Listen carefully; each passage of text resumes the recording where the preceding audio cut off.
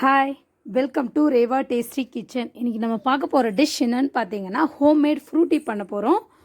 இப்போ அது எப்படி செய்யலான்றதை பார்க்கலாம். அதுக்கு தேவையான பொருள் வந்து நான் ஒரு மீடியம் சைஸ் மாம்பழத்தை தோல் சீவி பொடியாக கட் பண்ணி வச்சுருக்கிறேன்.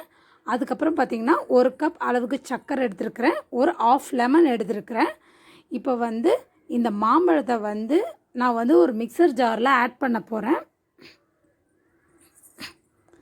இதை வந்து ஆட் பண்ணிவிட்டு இதோட நான் ஒரு 1/4 டம்ளர் அளவுக்கு வந்து தண்ணி ஆட் பண்ணிக்கிறேன்.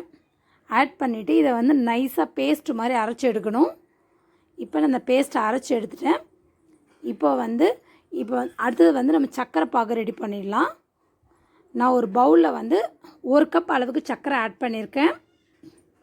இந்த சர்க்கரையோட அதே பவுலில் எந்த அளவுக்கு சர்க்கரை எடுத்தோமோ அதே அளவுக்கு 1 கப் தண்ணி ஆட் பண்ணிக்கிறேன். இதை வந்து நல்லா சர்க்கரை கரையணும். இப்போ நான் வந்து இந்த பவுலை வந்து இப்போ அடுப்பில் வச்சு நல்லா சர்க்கரை கரையிற அளவுக்கு கைவிடாமல் கிண்டி விட்டுக்கிட்டே இருக்கணும். இதை நல்லா மிக்ஸ் பண்ணி விட்டுக்கிட்டே இருப்போம். சர்க்கரை நல்லா கரைஞ்சி வரணும்.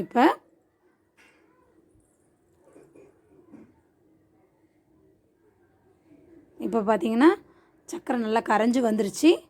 இந்த டைமில் நான் அரைச்சி வச்சுருக்கேன் இந்த மாம்பழ பேஸ்ட்டை வந்து இதோட ஆட் பண்ண போகிறேன். ஆட் பண்ணிவிட்டு கைவிடாமல் கிண்டிக்கிட்டே இருக்க போகிறோம். நம்ம கைவிடாமல் கொஞ்சம் லோ ஃப்ளேமில் வச்சு கிண்டிகிட்டே இருப்போம். இது நல்லா மிக்ஸ் ஆகணும் அந்த சர்க்கரை பாகோட இது மாம்பழம். என்னோடய சேனலை யாராவது சப்ஸ்கிரைப் பண்ணாமல் வந்தீங்கன்னா சப்ஸ்கிரைப் பண்ணுங்கள். அது பக்கத்தில் ஒரு பெல் ஐக்கான் வரும், அதுவும் ப்ரெஸ் பண்ணிங்கன்னா நான் போடுற வீடியோ நோட்டிஃபிகேஷனோடு வரும். இப்போ வந்து சர்க்கரை கொதி வந்துருச்சு. இப்போ பாருங்கள் நல்லா கொதி வந்துருச்சு. இந்த டைமில் வந்து நான் லெமன் ஜூஸ் ஆட் பண்ணிவிட்டு அடுப்பை ஆஃப் பண்ணிடுறேன்.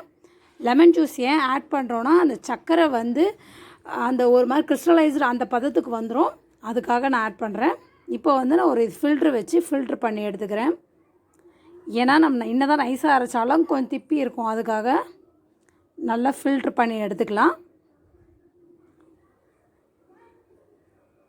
எல்லாத்தையும் நான் கொஞ்சமாக ஃபில்ட்ரு பண்ணி எடுத்துக்கிறேன்.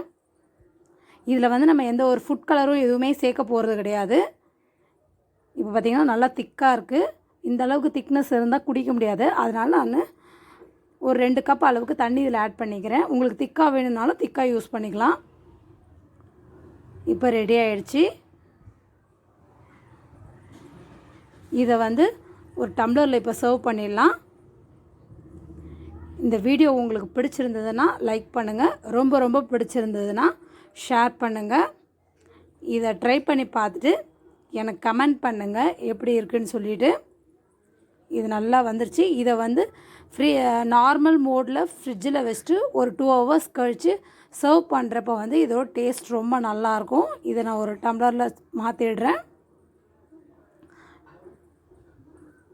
அவ்வளோதான், நம்ம ஹோம்மேட் மேங்கோ ஃப்ரூட்டி ரெடி ஆகிடுச்சு. ட்ரை பண்ணி பாருங்கள். தேங்க்ஸ் ஃபார் வாட்சிங்.